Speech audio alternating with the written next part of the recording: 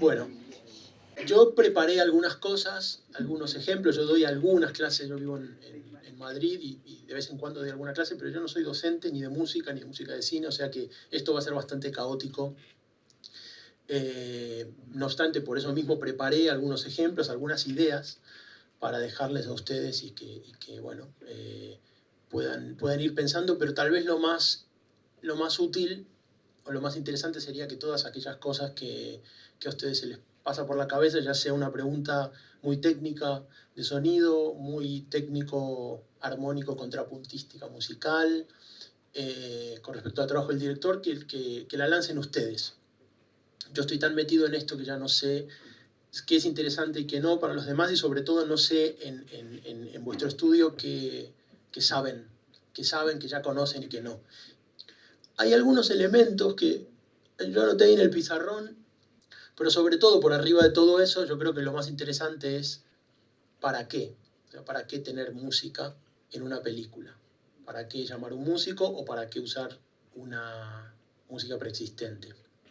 Seguramente ustedes que ven muchísimo cine, ven el cine de Hollywood, que tiene música en un 90%, y ven el cine de Eric Romer, que a mí me encanta y que en cambio a mí no me hubiese dado nunca trabajo porque no usa música, ¿no? O de Haneke, por ejemplo. Vamos a hacer una prueba con una escena. ¿Ustedes vieron Ojos Bien Cerrados, Eyes Wide Shut? ¿La vieron?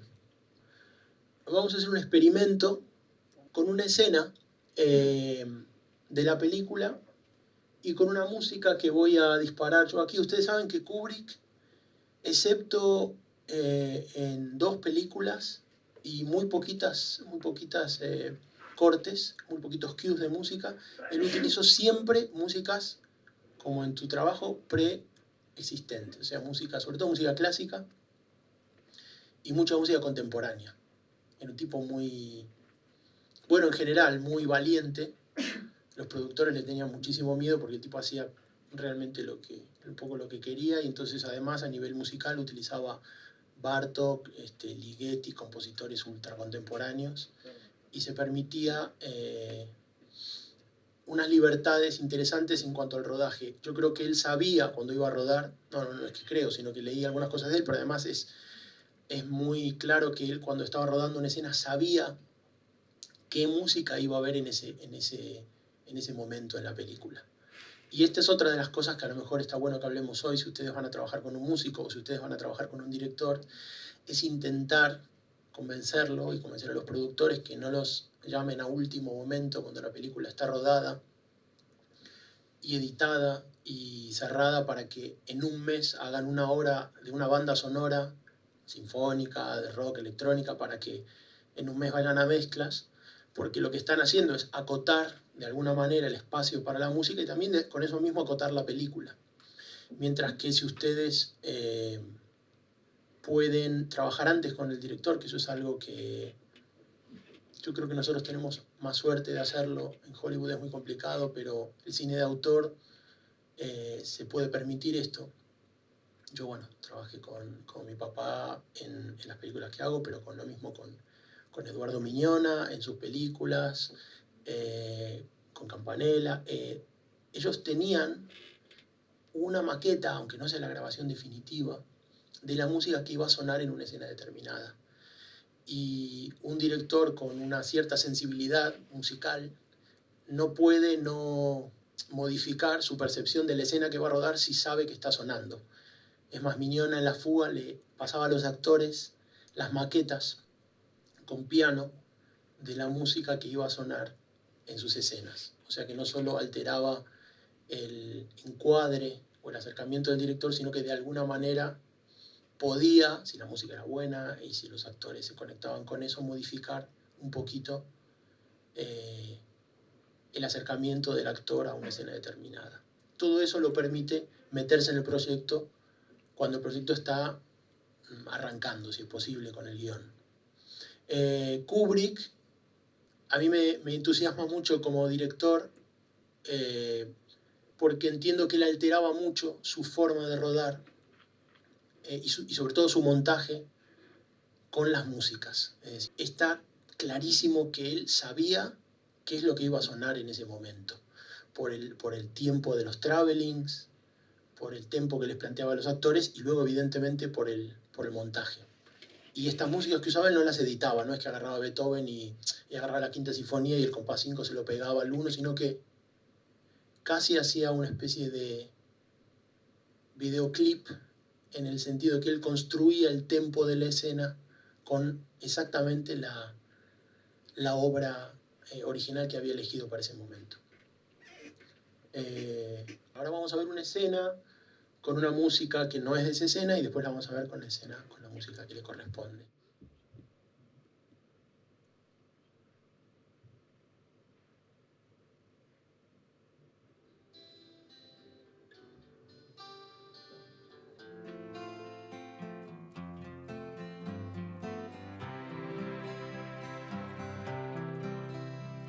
I'm lying alone with my head on the phone, thinking of you till it hurts. I know you hurt too, but what else can we do? Tormented and torn apart.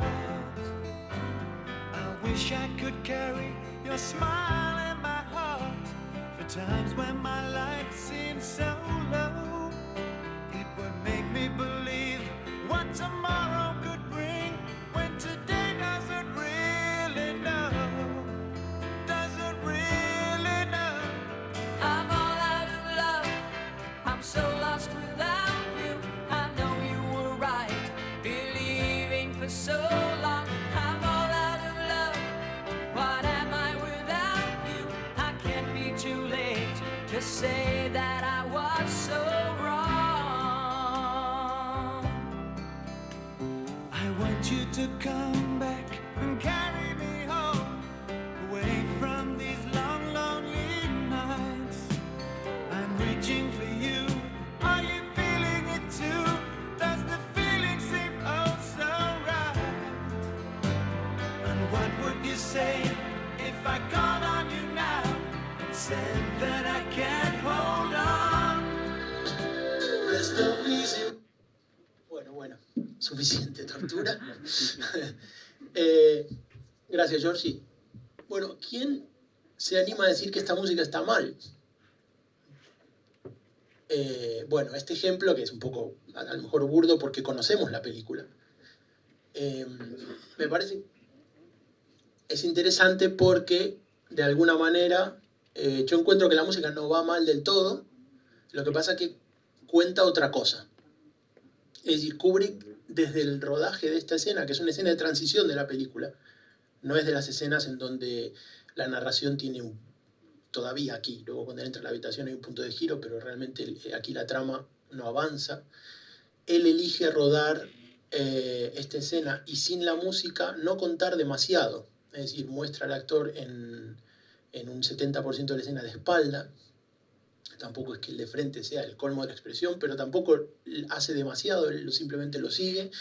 Y esta podría ser perfectamente una comedia romántica de Navidad en Nueva York, y donde llega y piensa en ella, y la sensación es que él ahora, en vez de ir a la habitación y ver lo que ve, coge el abrigo, sale corriendo por la calle y va a abrazarse con ella, y esta música estaría perfectamente coherente y la película sería muy taquillera también.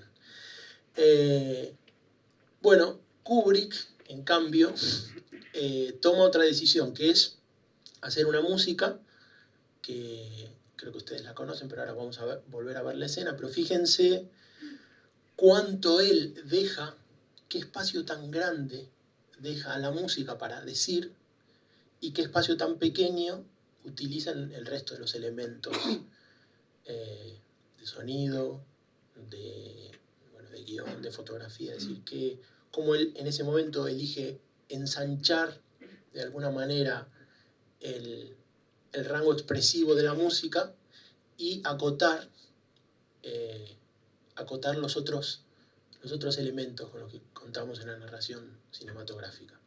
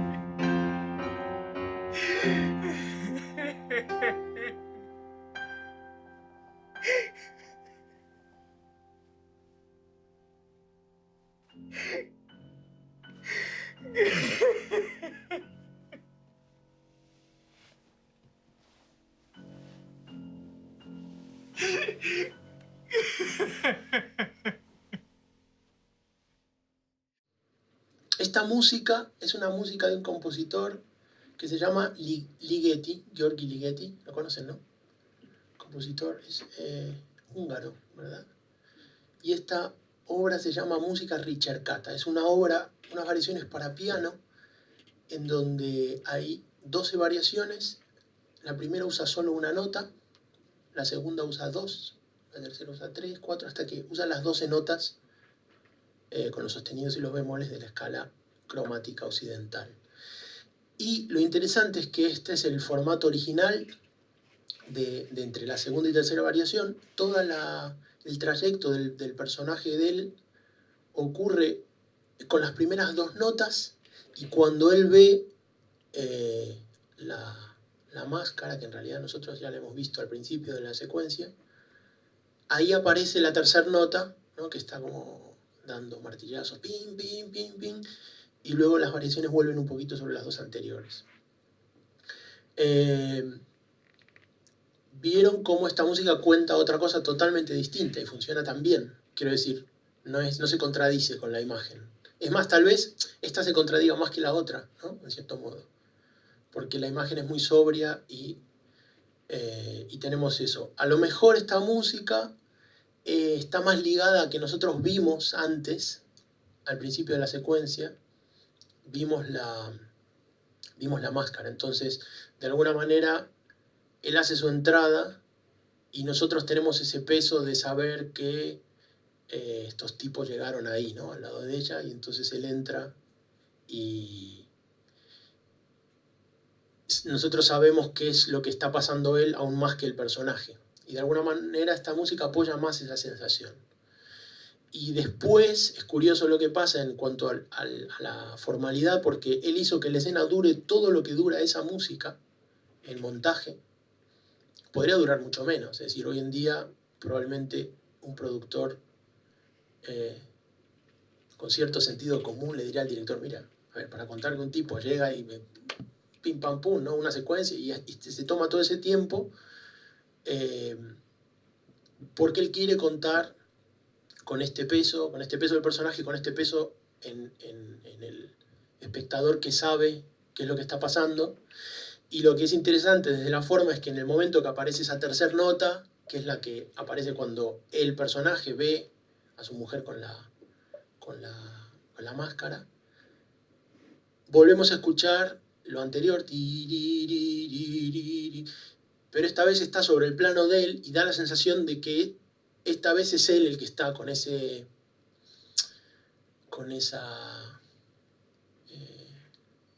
peso, con ese llanto, con ese agobio. Bueno, también una de las cosas que ustedes cuando hagan sus películas es interesante que definan, y sobre todo cuando ustedes hagan bandas sonoras o sigan haciendo bandas sonoras, es como los compositores de bandas sonoras, un poco como los actores, que se ponen un traje, se lo quitan y se ponen otro. Los compositores de banda sonora, en cierto modo, son un poco también como esquizofrénicos profesionales, en el sentido de que no tienen que tratar de llevar la película a su estilo musical, sino que hay que intentar entender cuál es el lenguaje de esa peli, y si uno está trabajando para una comedia romántica de Navidad, entender los códigos y poner Air Supply o componer en un estilo más burbujeante, por decirlo de algún modo. Y si uno trabaja con Kubrick, que bueno, eso no, o con alguien con esas posibilidades y con esos medios, permitirse instalarse en esas búsquedas. Lo que yo creo, pero esto ya es un consejo por demás de la vida práctica, es intentar no forzar un cierto lenguaje que uno define para toda la película, y sobre todo intentar, que es una cosa que está ahí en el pizarrón, es intentar ser coherentes con un color determinado, para no decir estilo, que es como una palabra muy pretenciosa, pero un color, una orquestación, decir, bueno, vamos a hacer Star Wars, vamos a hacer la Guerra de las Galaxias, bueno, vamos con esa cosa operática, sinfónica, bueno, vamos por ahí. O vamos a hacer una película chiquita, independiente, 2 personajes que tienen un diálogo en una mesa y queremos usar un ukelele y un acordeón. Entonces, mantenernos Y si nos salimos de eso, salirnos con un motivo expresivo muy contundente, porque salirse de ese registro significa como un llamado de atención, ¿no? Y supongo que en el código de sonido debe pasar un poco lo mismo. Uno elige para una película ponerse más realista y ser muy técnico y más, o de repente en una película permitirse, si el personaje escucha voces o si es una película fantástica de Peter Jackson, poder hacer cosas con el surround y todo esto, ¿no? De alguna manera el trabajo del músico, al igual que el del director de fotografía y demás, es decir, bueno, vamos a ir por aquí. Y les diría que casi esa búsqueda es casi más importante, en mi opinión, que la calidad de la música que se escribe. Quiero decir que hay veces, hay músicos que en el terreno de la música absoluta, música seria, música sinfónica, por ahí no son tan interesantes, pero se ponen a escribir para cine y definen tan bien lo que completa una escena, lo que aporta una escena, que a lo mejor una música con 3 notas a la percepción nos resultan superiores a este tema de Astrid, que es fantástico y que ustedes son un poco jóvenes a lo mejor, pero los que somos más grandes nos emocionaba mucho. Entonces, bueno, esto referido al estilo. Vamos a ver ahora, por ejemplo, todos vieron 2001, ¿no? Odisea, Kubrick, sí.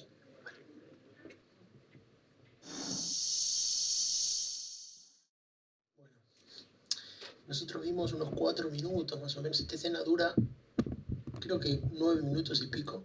Si no es 9 y medio, es 10 y medio. Así. Qué malo para los músicos. ¿Qué pasa con esta escena? Esta escena, cuando ustedes pasan los 10 minutos en una sala a oscuras, evidentemente, probablemente no haya una música tan expresiva como el silencio ese raro con los grillos, esos, y los asteroides pasando en silencio, con los silencios distintos, ¿no? En el exterior es un silencio, cuando vamos al plano del compañero es otro silencio, y el agobio y el ahogo que sentimos sin música, tal vez yo, si tuviese que componer algo para esta escena, me estaría perdido, porque no hay nada mejor que la respiración de este tipo. Les aseguro, no sé si la tienen fresca esta peli, se la vieron hace poco tiempo, que si la ven no en casa mientras comen nachos y mandan un SMS, sino que en un cine a oscuras o en casa a oscuras, con el sonido concebido como tiene que ser, es absolutamente sobrecogedor esto. Entonces quiero que, no vamos a ver los 4 minutos de nuevo, pero que volvamos a pasar esta escena y yo voy a volver a hacer desde el MP3 un envío de música. Y bueno, quiero que ustedes me digan qué cosas ocurren, qué cosas distintas, qué sensaciones distintas les transmite.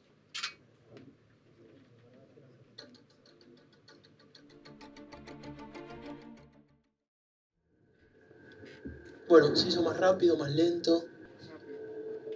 Se pasó mucho más rápido. La escena dura igual, o sea que una de las cosas esas de tempo es que la música altera notablemente la percepción del tiempo. ¿Qué más cosas?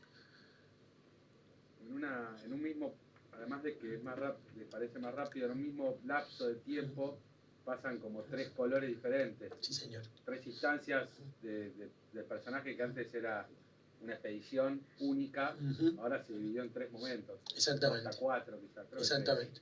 O sea que una articulación que no estaba planteada en la narración la pudo hacer la música, ¿no? Que es como que sale, después la nave se detiene y justo, bueno, salió bien, estamos usando el dedómetro, y ahí la escena claramente articula, es como, bueno, ahora la música simplemente cambia de tempo, y después hay otra muy clara, bueno, hay una en medio, que es cuando tenemos un plano general, que es cuando él se acerca, ¿no? Como la especie de satélite, antena esta, y después hay uno muy notorio que es como gracioso por lo bien que queda cuando el tipo aprieta esos botones retro, y ahí decimos, y la música es, ¡ay, ahora la que se va a armar!, ¿no? Y en la anterior no tenía casi ninguna importancia. Entonces, de repente la música elige articular una escena que aparentemente no tenía tan marcados esos cortes y elige subrayar esto o aquello. De repente es mucho más importante, no sé qué disca ahí él,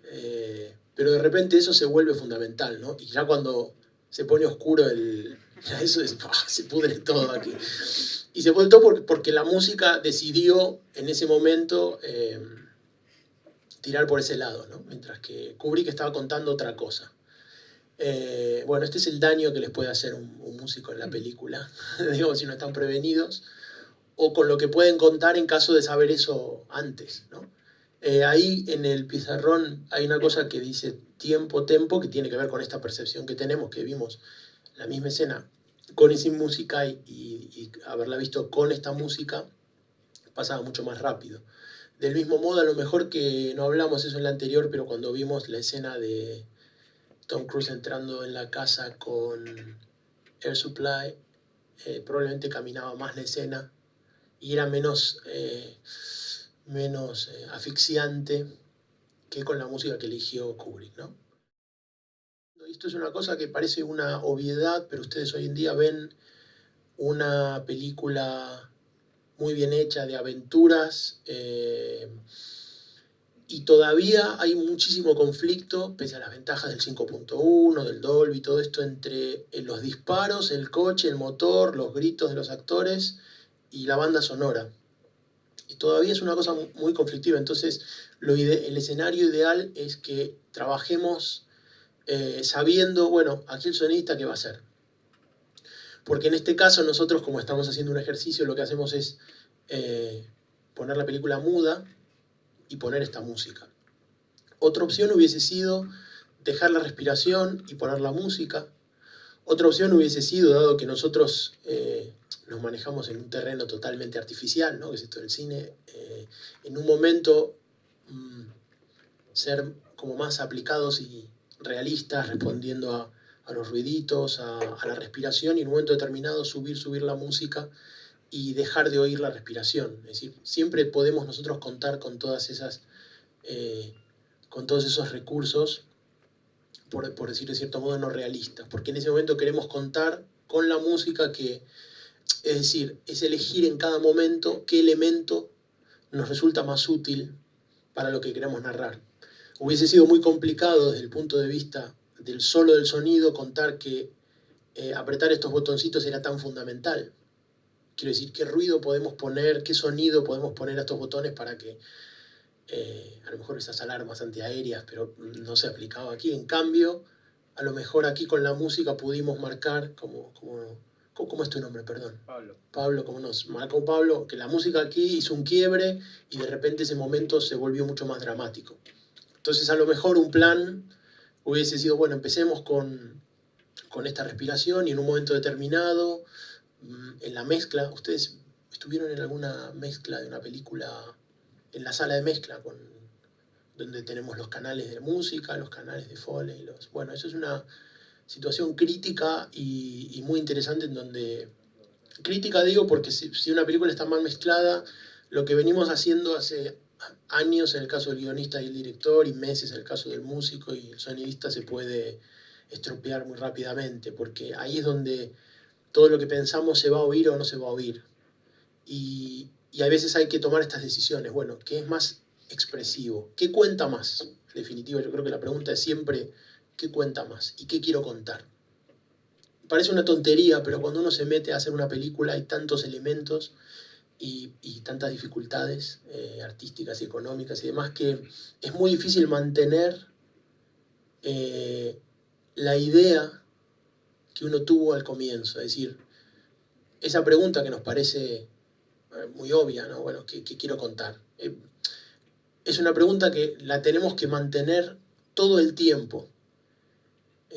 Yo no me voy a meter aquí en otros terrenos, pero cuando decidimos mover la cámara, dejar la cámara quieta, filmar más a lo Coppola o filmar más a los CSI, o quiero decir, siempre hay que, en mi opinión, hay que hacerlo respondiendo a esa pregunta. Bueno, ¿qué quiero contar? ¿Cómo?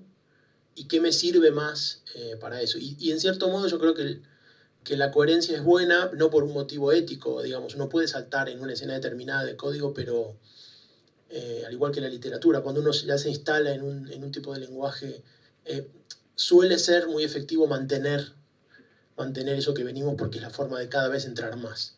Si Kubrick hubiese puesto esta música, Digamos, nadie diría que esta música funciona mal, de hecho funciona muy bien, pero hubiese sido raro en esta película ese momento de... Nos hubiese sacado, ¿no? Un poco de la peli, de ese silencio. Y después es interesante como el silencio es muy ruidoso, porque contar el silencio también es, bueno, no siempre es muy fácil. Y aquí él eligió contar el silencio, como son silencios distintos, ¿no? Vamos a ver ahora, por esto que les hablaba de la dirección, la escena de 2001, que creo que es la escena 4. A ver qué les parece.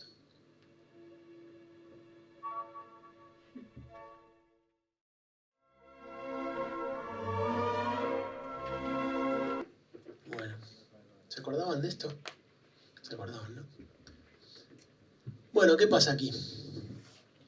Con todo eso que hablábamos del tiempo y la dirección. Van juntos. Juntos. Sí, O sea, esto no podría ir con otra música. podría, pero la verdad que está muy bien. Que queda muy bien. Queda muy En un bien. momento, no sé, el coso ese dando vueltas podría ser una analogía, un carrusel, Sí, y va. va. La música de carrusel. También. Pero digamos que no es que es la típica música del espacio. No, Tenés un espacio, tenés una ciudad, nave espacial, un vals. Vienes. no es, pero No, funciona, yo estoy con vos, funciona, es un campeón, pero quiero decir, hay como una mirada de que eso se vea como un carrusel, que esto del lápiz, la lapicera sea como una danza, ¿no? el plano de los piecitos de la mina, que medio atina a levantar en punta como una bailarina clásica, también. Claro. Creo que está a propósito. Claro. Hecho al revés, digamos. Se podría pensar que está hecho al revés, está hecho para la música. Está hecho para la música. Pero incluso creo que tampoco es que los sincros son muy sólidos, es decir, no son sincros. Creo que teníamos más sincros cuando nosotros disparamos la música inventada. Bueno, esto de la dirección, es decir, cuando es muy raro hoy en día ver una peli que de repente se tome, bueno, también esto dura muchísimo más, y que pare, que, no sé, 5 minutos escuchemos un vals de Strauss. Y también como que le agrega sentidos a la escena que la escena no necesariamente tiene, ¿no? También es como, tiene humor, ¿no? En cierto modo también. Porque yo creo que hoy en día un vals vienés tiene también una cierta ironía, ¿no? Esa cosa decadente del esplendor y está todo bien, ese está todo bienismo de la música vienesa del siglo XIX, hoy en día, y con este contexto resulta un poco gracioso también. Pero bueno, esto es lo que les hablaba la dirección. Él eligió, bueno, tener una mirada totalmente distinta de las naves, no peligrosa, no agobiante como el tipo que sale a reparar la máquina, sino lírica, ¿no? Como esto me dijiste, la bailarina, o como que de repente el radar parezca un carrusel. Bueno, eso es un poco lo que también tenemos que pensar, ¿no? Violines, violas, y qué dirección le queremos dar a la música. Ahora esto por lo general se da en escenas de transición, digamos, ¿no? Es muy difícil, es genial cuando ocurre, pero es muy difícil poder tomar semejante contrapunto en una escena en donde hay un quiebre dramático. Pero ocurre, hay veces. Había una peli que bueno, no pudimos conseguir. ¿Ustedes se acuerdan de La Fuga, de Eduardo Miñona? Bueno, no sé si se acuerdan. Yo trabajé en esa película con Eduardo, y hay una escena en donde un personaje, después de una búsqueda durante toda la película, se venga el tipo que mató a su familia, ¿no? Está toda la película persiguiéndolo, y finalmente se venga de una manera aparte muy cruel, lo ata a la hélice de una avioneta, porque él es un correo, estos que vuelan avionetas, lo ata, y entonces esa es una escena con un cierre dramático, porque el tipo está persiguiendo a este otro, finalmente lo encuentra, lo amordaza, lo mete en el coche, inmediatamente lo vemos llevar a un aeródromo y lo ata.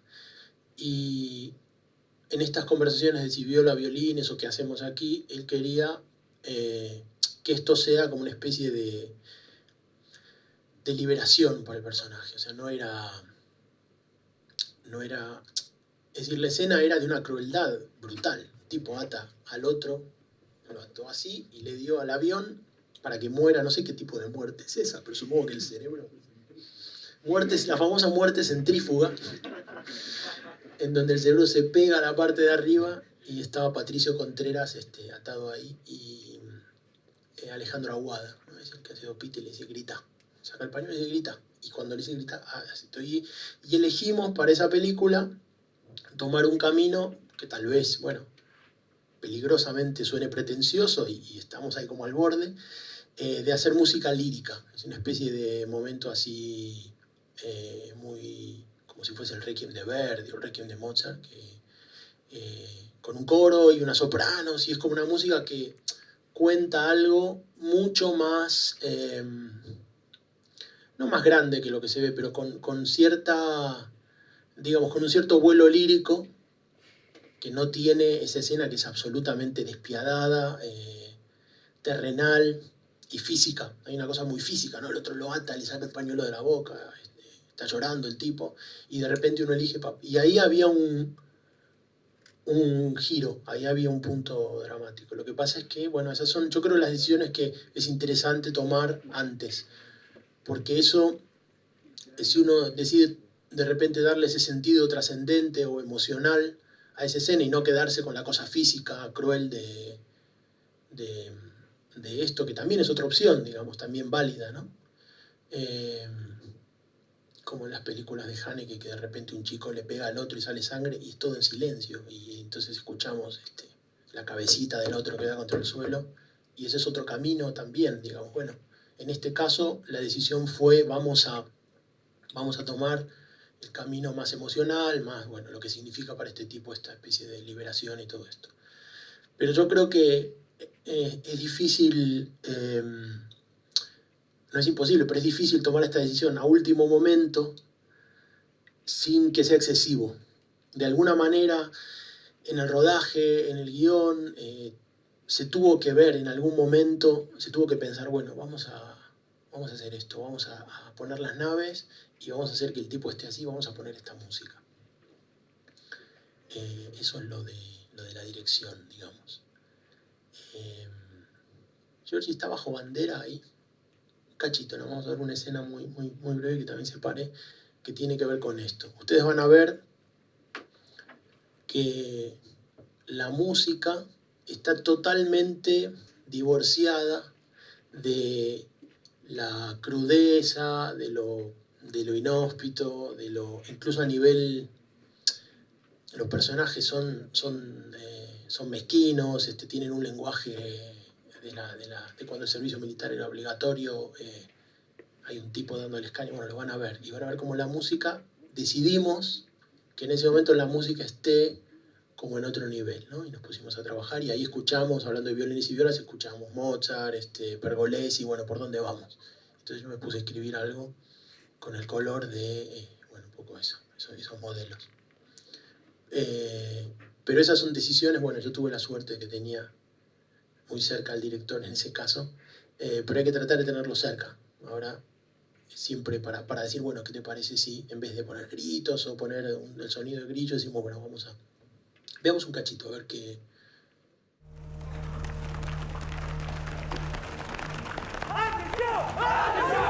Van a derretir las piedras, soldados. Un pito cuerpo a tierra. 2 pitos carrera mar. 3 pitos salto rana.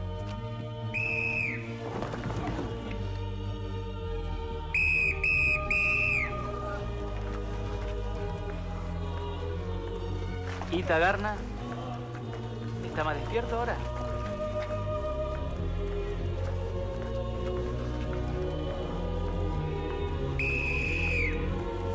¡A la pista, carrera más!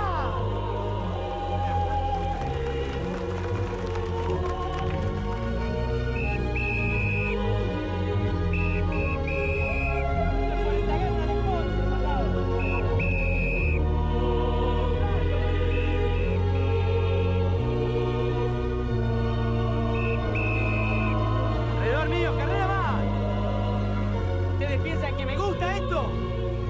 Piensan que el subteniente es un hijo de puta. No, soldado. El subteniente no es ningún hijo de puta.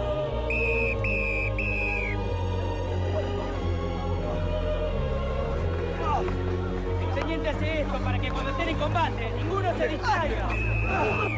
Te vamos a avivar a vos, pibe.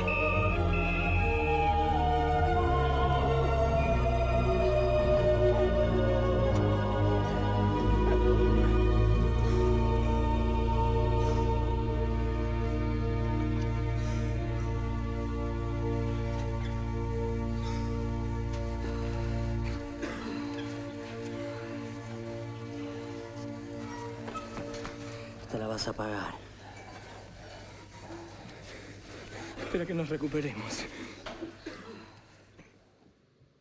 Bueno, perdón por este momento autorreferencial de la familia Jusit, pero vine muy a huevo de lo que hablábamos de esta pregunta, de si se puede o no. Este es un momento que genera un cambio en la historia, en esta película, esto que acaba de pasar. Y entonces, aquí también, digamos, está esta decisión de tomar un camino más lírico y no ser muy realista, digamos. Mozart y los Requiem y todas estas cosas no tienen nada que ver ni con el barro, ni con este maltrato, ni con esta cosa así. Y inclusive, no sé si prestaron atención, pero cuando termina esta especie de baile que les hacen hacer a los chicos, este sacrificio, cuando termina y está uno de los protagonistas en el primer plano, la música termina. Es decir, en vez de que la música funcione de manera paralela con la narración y a lo mejor en el primer plano apretar la música e ir con él, ahí lo dejamos solo. Es decir, que aquí la música funciona claramente no como esta mayor parte de la música incidental, que cuando es el momento en donde aprieta los botones, marcamos ahí, subraya, o cuando pasan los otros y le dicen, mira, te vamos a dar. A lo mejor si hubiésemos ido con la música de Batman, ahí es el momento de decir, bueno, promesa de despelote, ¿no? Aquí se arma, entonces ahí hay una decisión de tomar ese otro camino. Pero una vez más, esto fue una decisión que tomamos casi con la escritura, casi con la escritura del guión. Después hay algo que dice ahí, que les hablaba de esto de incompletud, que es una palabra apócrifa, que incompletud es, para mí, y no sé si ustedes lo notaron, por ejemplo, yo con ustedes notaron que escuchan una música nueva que no conocen y casi podrían en un porcentaje alto decirme si es música de cine o no. No sé si les pasa esto, que escuchan una obra nueva y dicen, esto parece música de cine. Y de repente hay música que oyen que no parece música de cine. Que luego Kubrick se toma el trabajo de incorporarla a las escenas y contar cosas, ¿no? Fenomenales. Pero hay algo propio de la música de cine que es difícil de explicar técnicamente, pero que tiene que ver con ese rasgo que yo llamo de incompletud. Es decir, en cuanto una música es más como autosuficiente, hay músicas que son muy importantes, que dicen muchísimas cosas, que, por ejemplo, la música de Strauss, que acabamos de escuchar, la música del Vals, es muy difícil montarla en una escena.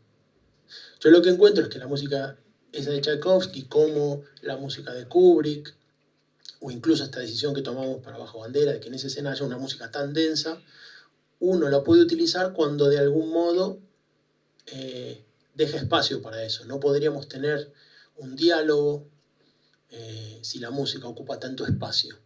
Es decir, que cuando trabajen con un músico, también otro elemento interesante es cuánto ocupa la música.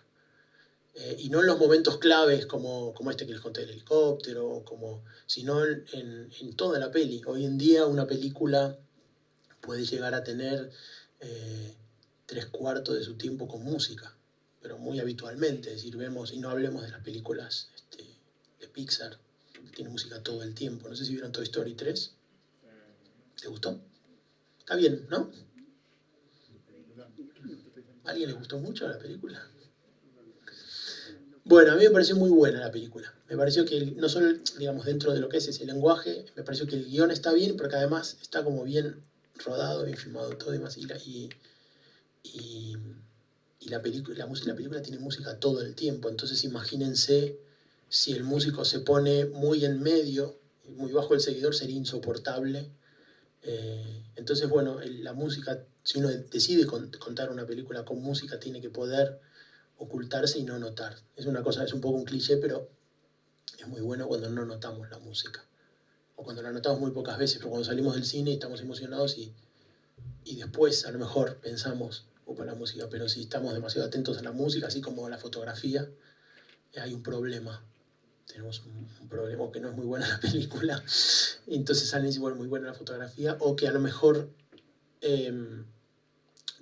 esos elementos, en vez de estar al servicio de lo que está pasando, hay muchos ejemplos de esto, ¿no?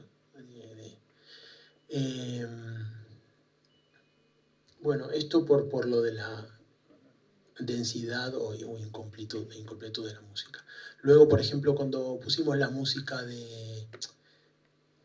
cantada, que me decía Fernando en la escena de Ice White Shot, bueno, evidentemente es muy difícil tener un diálogo si elegimos poner una canción, ¿no? Como que, bueno, una canción son tantos elementos, es tan denso en cierto modo, no como lo de Tchaikovsky, no en ese sentido lírico clásico, pero también hay tantos significados, está la letra, que es muy difícil además tener un diálogo y además, bueno, además de un problema concreto de inteligibilidad del diálogo, decir, bueno, cómo hay que escuchar lo que dicen y además la letra puede confundir, ¿no? Ese es otro elemento también, es decir, tenemos un diálogo, qué instrumentos vamos a utilizar cuando hay un diálogo y qué instrumentos compiten más o menos con un diálogo determinado, ¿no? O cómo articular con un diálogo. O como hay veces los músicos tenemos que... Ustedes vieron la película de Campanella, vieron El secreto de sus ojos. Bueno, más allá de lo que les parezca la película, vieron, por ejemplo, la despedida, la segunda despedida en la estación. La segunda despedida en la estación tiene un diálogo de los dos personajes, se agarran, están ahí, que sí, que no, demás, y después se miran y todo esto. Bueno, era necesario en esa escena, bueno, fue la decisión de Campa de acompañarlos desde el principio. La escena tenía música al final y cada vez empezamos antes. Campa estaba muy entusiasmado con la música y bueno, al final dijimos, bueno, vamos desde el comienzo. Pero el trabajo del músico es que al comienzo, que los personajes están en toda esa duda de si no, de que están cerquita y demás, estar por debajo. Entonces, técnicamente, en ese momento hay como, bueno, una cantidad de cuerdas con sordina. Además, saben que los instrumentos de cuerda tienen una sordina que hace que el sonido sea mucho más apagado para cuando ellos están hablando, como una especie de, lo que se dice vulgarmente, un colchón. Pero un colchón es un adagio de cuerdas, a lo mejor quiero decir un colchón en el sentido que no tiene elementos que sobresalen y que distraigan, porque de alguna manera el diálogo es la melodía en esa escena, ¿no? Para sintetizar, es decir, de alguna manera las cuerdas los abrazan eso. Si hubiese ahí un oboe, como en la película de La Misión, que está el tema ese de oboe precioso, bueno, estaría quitándonos, sería tan lírico y tan hermoso que en vez de estar con los personajes estamos escuchando la música. Entonces el trabajo ahí del músico es poder estar abrazando a los personajes con las cuerdas, con la sordina, con Vangelis, con esos pads electrónicos que hace muy bien. Y entonces, bueno, en el caso del secreto, cuando ellos ya se despiden y él se da vuelta y empieza toda la parte más poética, en cierto modo, de la despedida, bueno, ahí se suma un piano solista por arriba de la orquesta. Como que de algún modo, mientras que ellos antes estaban en esa melodía, que era el diálogo de ellos, el diálogo se termina, y entonces se vuelve menos densa la peli, en cierto modo, o menos densa desde el punto de vista del sonido, y permite la entrada de un instrumento más. Esta negociación del espacio es fundamental. Esto es una locura, una locura. Una locura sería que lo encuentre ese hijo de su madre. ¿Y usted? ¿La va a ir a buscar a usted? No, ya le dije a papá. Él sabe con quién hablar. El tipo labura para Romano y conmigo Romano no se va a meter. No se preocupe, yo voy a estar bien. Pero Jujuy, por Dios. Mis primos son señores feudales ahí. No le van a tocar ni un pelo, ni Romano ni nadie. ¿Pero qué voy a hacer yo en Jujuy? Y lo mismo que acá. Firmas, sellos, ya le tiene listo hasta el escritorio. No, Irene, no puedo. Yo tengo mi vida, acá tengo mi viejo,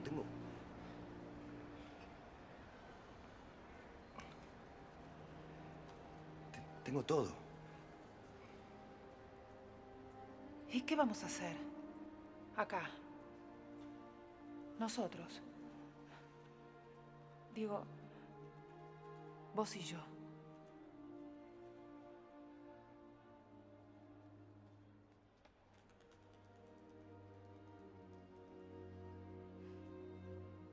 No podemos hacer nada.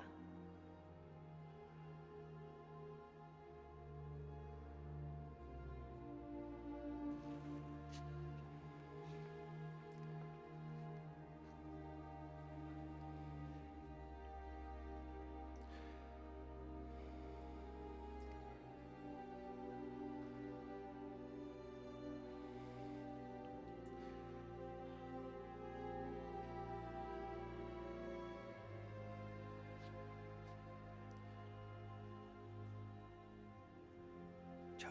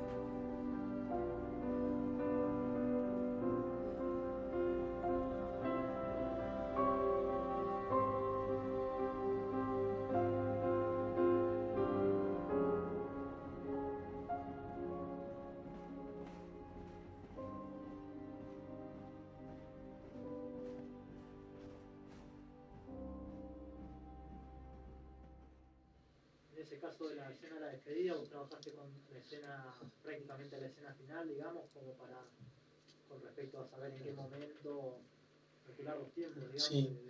Bueno, lo que es el leitmotiv lo trabajamos antes. O sea, también una vez más, ¿no? Junto con Emilio, que trabajamos juntos en esta película, Emilio Caudera, trabajamos antes, buscábamos aquí, por ahí.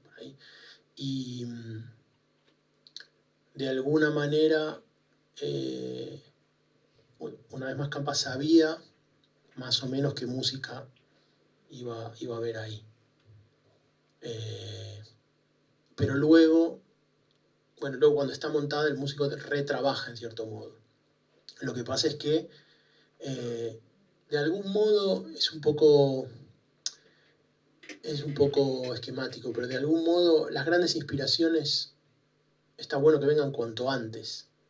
Quiero decir, si nosotros queremos de repente en una escena determinada poner un vals de Strauss o componer una cumbia para una escena una escena de tiros y queremos poner una cumbia porque en realidad la mirada es otra, está bueno que todo eso venga antes, porque luego cuando tenés el corte de la peli,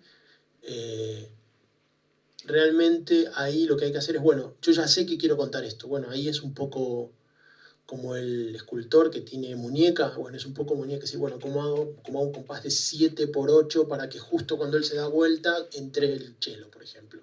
Ya hay unas cuestiones técnicas que hay que resolver que son súper delicadas, porque es muy notorio como una entrada de un instrumento en el plano siguiente ya quiere decir totalmente otra cosa, y lo vimos en el primer ejemplo cuando el tipo se toca los botoncitos de la mano, que en la música, la banda sonora original no tenía mayor importancia. De repente ahí hay una entrada de trombones y cornos, y de repente se vuelve algo fundamental, ¿no? Y si uno ve esa escena y no conoce la peli, la sensación es que eso va a detonar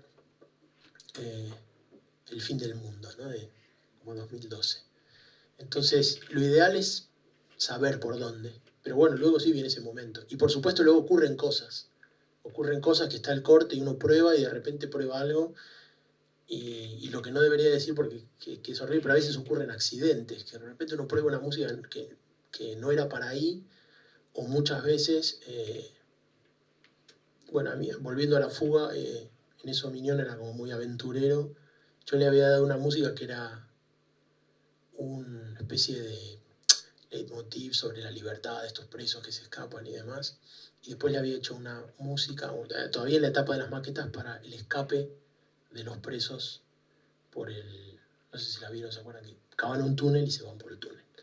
Y la verdad es que mi propuesta era bastante más obvia, un poco más lineal, y la música del túnel era, no llegaba a ser una música de Misión Imposible de ninguna manera, porque estos personajes no son héroes, pero era una música más agobiante, más rítmica, más oscura, y Eduardo agarró la música de la celebración de la libertad, que se parecía a algo más de Schubert o de Schumann, que yo le había dado, que había hecho, y de repente me muestra en el Avid la escena con esa música.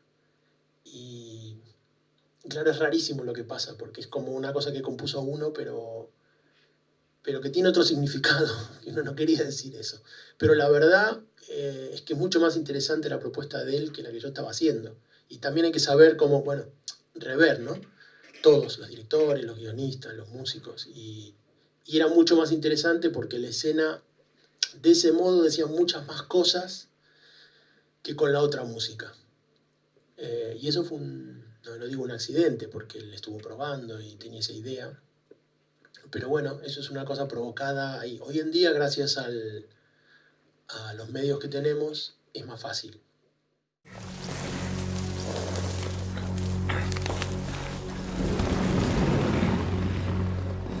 Uy, Dios. ¿Dónde estamos?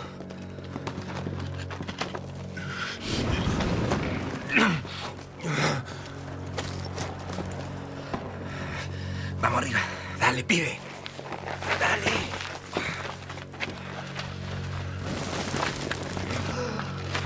Callado la boca. ¿Dónde carajo estamos?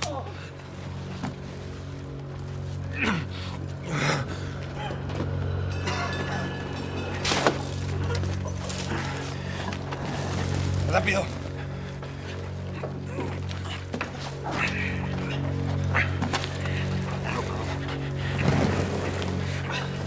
Vamos.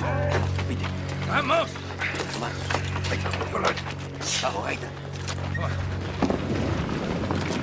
Papá.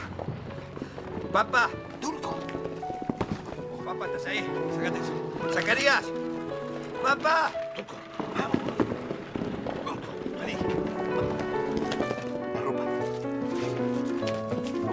Bueno, prisa. Prisa. El reloj, Vallejo. Dale, Turco. Hay que salir. Pobre. Hay que salir. Vamos.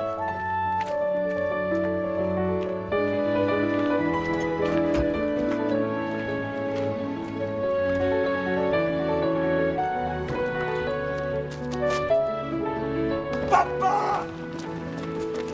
Tenemos que salir. ¡Papá! ¡Papá! ¡Vamos! ¡Papá! Vete, por favor.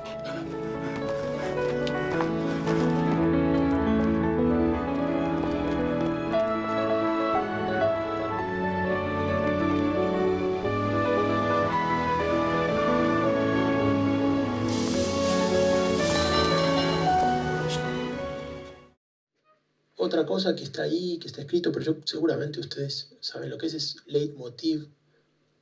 que es uno de los elementos con los que uno puede contar en una banda sonora, que saben, ¿no? Más o menos lo que es. Alguien les habló de un leitmotiv, porque en guión se trabaja con algo así, ¿no? ¿Alguien sabe lo que es un leitmotiv? Los músicos lo saben. Bueno, por las dudas les cuento lo que es un leitmotiv, porque no estoy seguro que todos lo sepan. Leitmotiv es...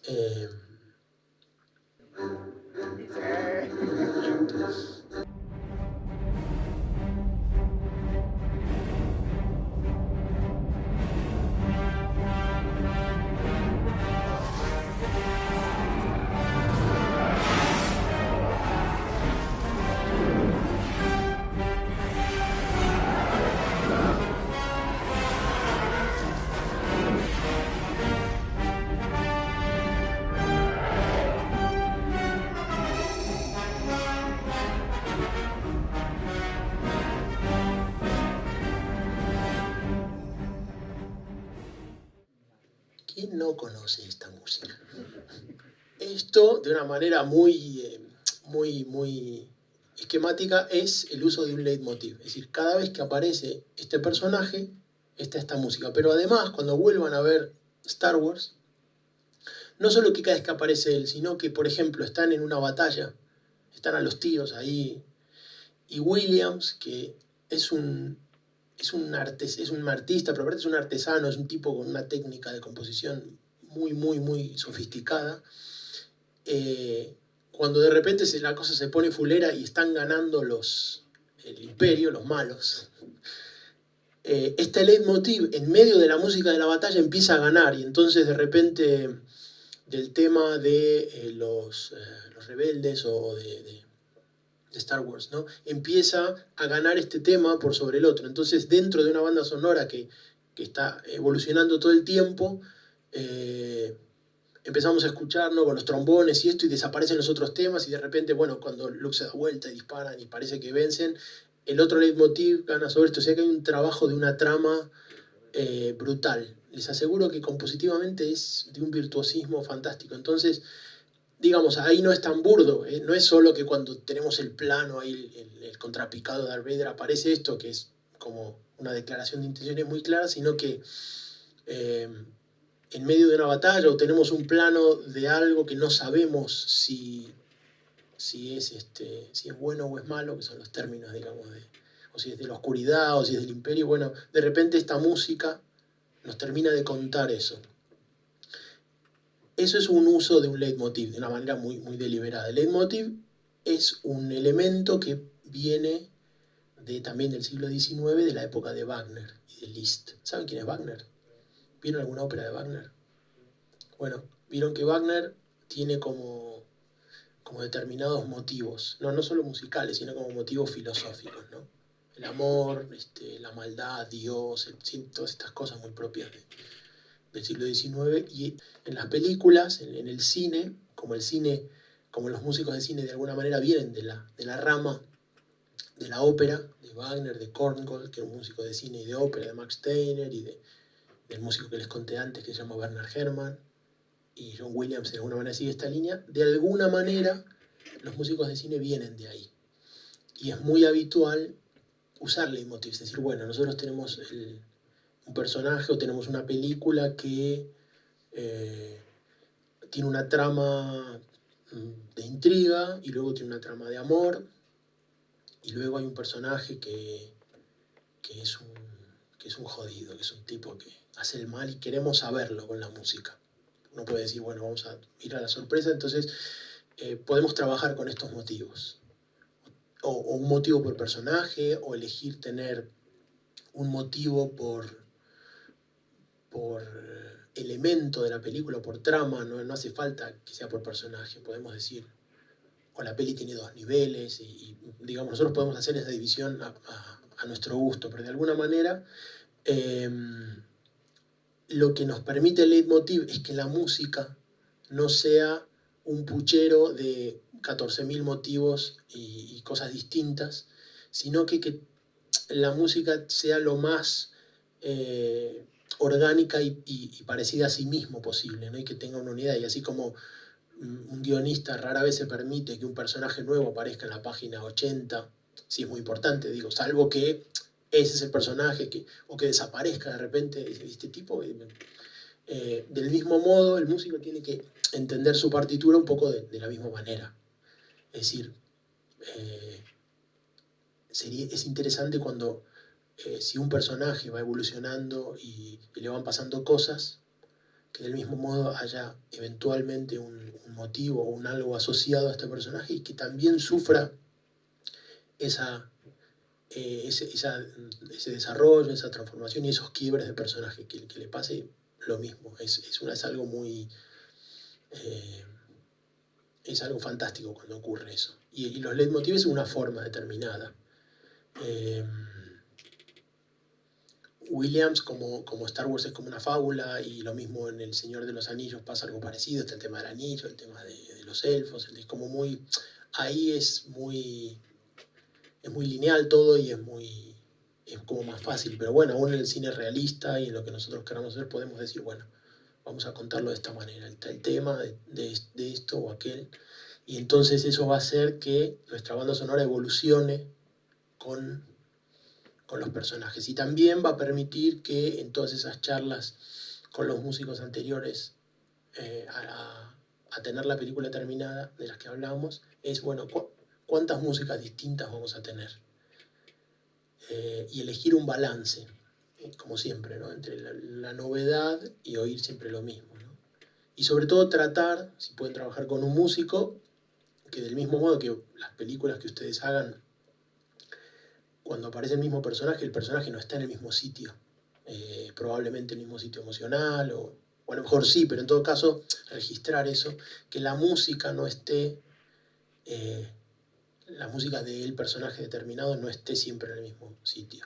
Que eso también es una cosa que bueno, por ejemplo, en el cine argentino, por ahí hace mucho tiempo pasaba, porque no había mucha escuela de cine, y entonces uno ve pelis muy, muy viejas, ¿no? Y entonces son como canciones casi, cada personaje tiene como una canción, y al final de la peli es igual que al comienzo, ¿no? Y en cierto modo, bueno, hay que tratar de esto, ¿no? Que vaya como pasando algo.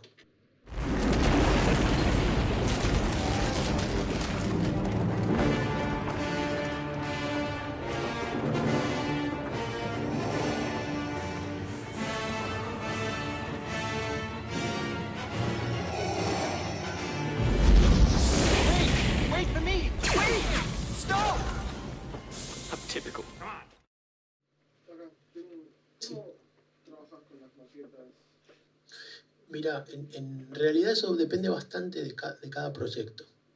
Por ejemplo, si uno va a veces con los directores con los que va repitiendo, o a veces instantáneamente se encuentra con un director y se da cuenta que es un tipo que... yo uso mucho el piano porque soy pianista clásico y me resulta más fácil. Entonces me siento con un director y hablamos, y entonces toco una cosa y le digo, ¿te parece? Y entonces a algún director le digo, no sé, esta es como una línea de corno francés, y hay directores que pobrecitos le digo esto y se ve que me mira como diciendo, no sé de qué me estás hablando, y otros que tienen como la capacidad, que es una capacidad muy complicada, es como leer un guión y poder visualizar una peli, que a ustedes les parece una cosa muy natural, pero que cruzando esta puerta es muy complicado, y con la música pasa igual, de repente hay tipos con más experiencia, más cultura musical que se lo pueden imaginar, y de repente otros no. Entonces, para los que sí, hay veces uno puede hacer la búsqueda previa de manera más directa, traerlos a tu estudio y probar qué te parece aquí, la tele ahí, esto grabemos, y grabar las maquetas, ponerlas, y hay veces dar una maqueta con piano y llamar a un par de instrumentistas. Yo, por suerte, tengo un estudio bastante... donde lo tengo relativamente fácil, tengo un estudio, yo vivo en Madrid y tengo una sala y tengo músicos todo el tiempo, entonces evidentemente no una orquesta sinfónica, pero le puedo mostrar, si quiero que la melodía principal la haga un cello, bueno, grabo una maqueta con un chelista y con un piano, y eventualmente, en lo que dice de plataforma digital, si quiero que pase una cosa con cuerdas, puedo grabar con samplers y con sintetizadores, puedo grabar claramente algo que suene cómo va a ser luego. Yo les voy a hablar bien de la música y mal del cine, en el sentido de que la música naturalmente tiene un orden. tiene un pulso. Es decir, aún la mala música, piensen en la enorme cantidad de música que no les gusta, y aún en esa música hay un pulso mucho más orgánico, en principio, que el que uno tiene que artificialmente marcar. Porque es algo natural, ¿no? Es como la respiración. Suele pasar que un director, y sobre todo en las etapas de pánico, que todos tenemos que pasar, en donde fue muy largo esto, empieza a mechar la peli y demás, porque no quiere que quede lenta, y luego la ve con música y con el sonido y demás, y todo eso necesita más tiempo. Ni hablar cuando la ve en la pantalla grande, en donde, como ustedes saben, el tiempo de lectura es otro. Entonces todo lo que parecía lento deja de ser tan lento, porque uno necesita más tiempo para leer esa información. Y cuando empieza a tener música y cuando empieza a tener sonido, necesita todavía más tiempo. Entonces muchas veces en las etapas de edición, la música viene fenómeno. Entonces ahí les doy una maqueta. Y en otros casos, acabo de terminar una película para un director catalán, una peli muy fantasiosa sobre un niño que sueña con ser un astronauta, lo que sea, y tiene un amigo invisible, ¿no? Entonces se va a la cama y su madre lo despide. Y hasta cierto punto no sabemos si el chico tiene un grado de esquizofrenia o tiene un amigo invisible, ¿no? Y en un momento despide a la madre, hay como un silencio, y él saluda a su amigo invisible, hay una pausa, y entonces yo, trabajando con la escena, se me ocurrió que en esa pausa haya un silencio, o sea, una música orquestal, hace una coma, y aparece el amigo invisible y le contesta. Entonces ahí la música resuelve de una manera muy feliz, que nos indica claramente que no, digamos, la música en ese sentido nos apoya que, bueno, que es un chico con un amigo invisible y que es su imaginación. Cuando el director vio esa pausa, dijo, ¡ah, qué buena pausa! Y entonces llamó bueno, se viaja a Madrid para trabajar, y llamó a Barcelona a ver cuántos frames más tenía el plano antes de que aparezca, para estirar esa pausa. O sea, la música le había disparado a él la idea de esto. Entonces al revés, me dijo, ahí, el plano, no tengo más que, no sé, 22 fotogramas. Bueno, estiremos 22 fotogramas. Entonces, en vez de ser un silencio de negra, es un silencio negra con puntillo. Y la verdad que quedó mejor. Pero esa sensación del tiempo con la música le cambió tanto que modificó. Por eso está bueno si uno puede dar esas maquetas. ¿Sabes una cosa, mamá? ¿Qué? Cuando sea mayor, sea fuerte y sea astronauta, te llevaré a la luna. Qué bonito. Solo hay un problema. ¿Cuál? Que si los dos llevamos cascos espaciales, no podrás besarme al acostarme. Por eso prefiero tener los pies en la tierra. Ven.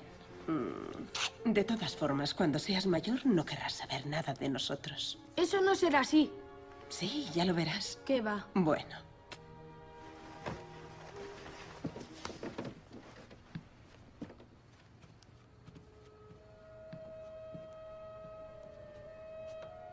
Buenas noches, cariño. Buenas noches.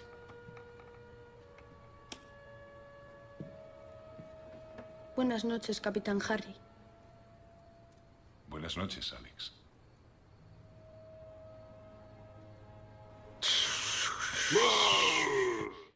Y a veces lo que pasa también en muchas escenas es que montan con una música y luego uno hace otra. Pero igual montan con una música porque necesitan tempo. Porque hay ciertos montajes que necesitan un tempo, entonces ponen algo y el músico se adapta.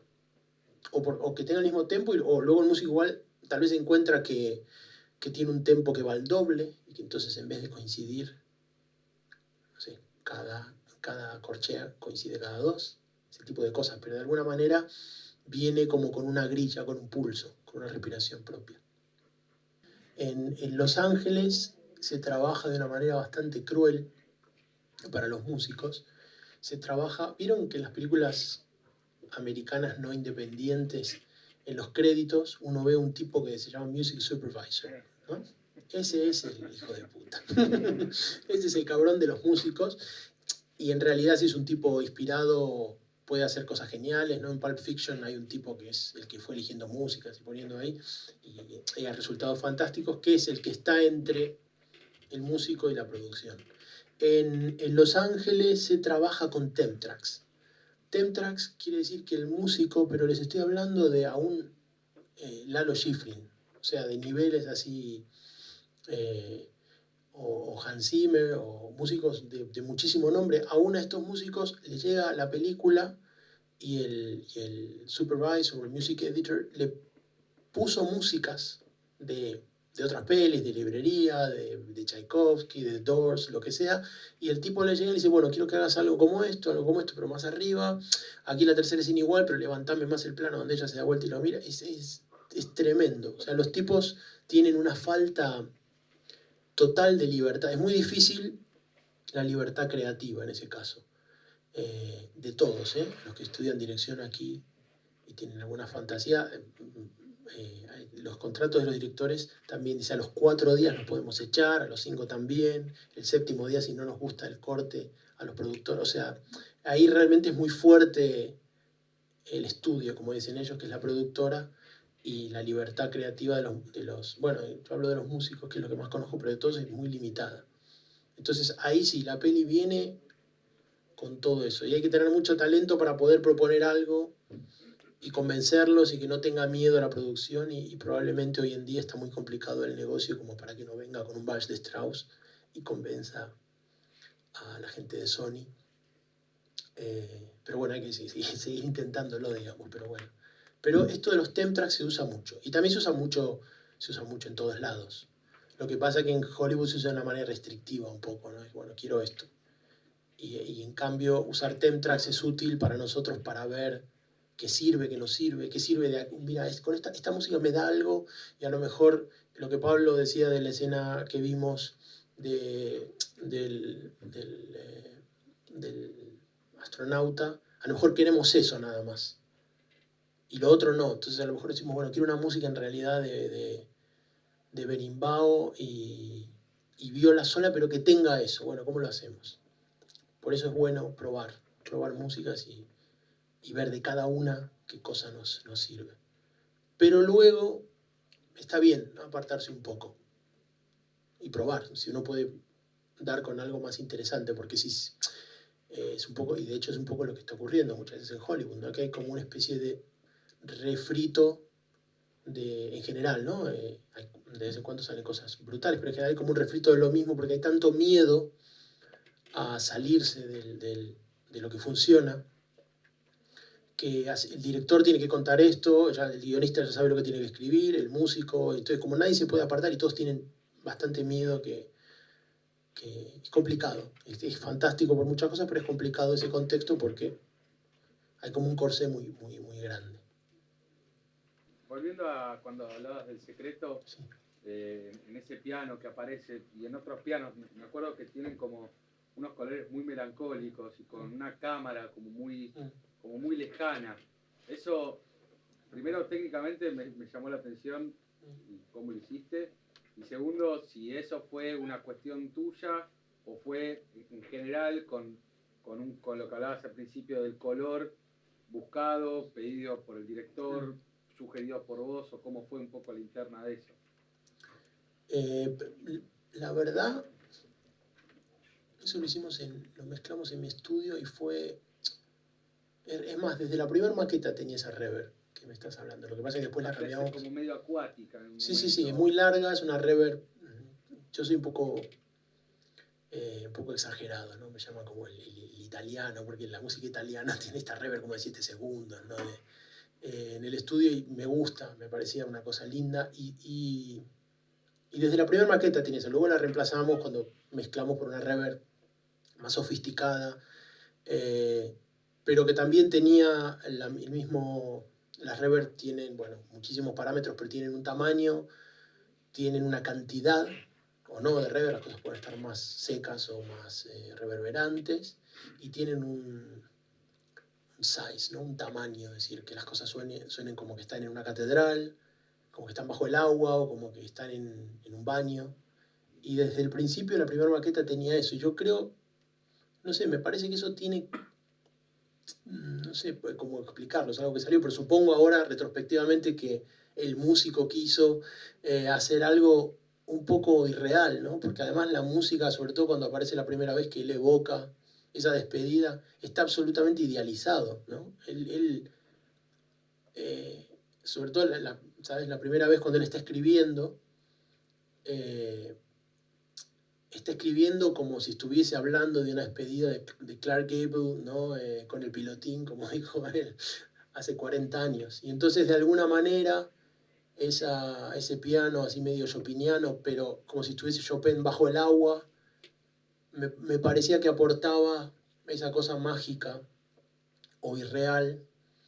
Pero eso estuvo desde el principio y la verdad es que no se habló mucho, eso le gustó. Y también es muy difícil, lo que vos estás diciendo es como muy sofisticado y me encanta, pero es muy difícil que la mayoría de los directores a lo mejor saben describir y te dicen, no, pero eso está como, bueno, el tema de la reverb o no, son como cosas muy, muy puntuales, pero de algún modo yo creo que eso, por lo menos proponerlo, le toca al músico.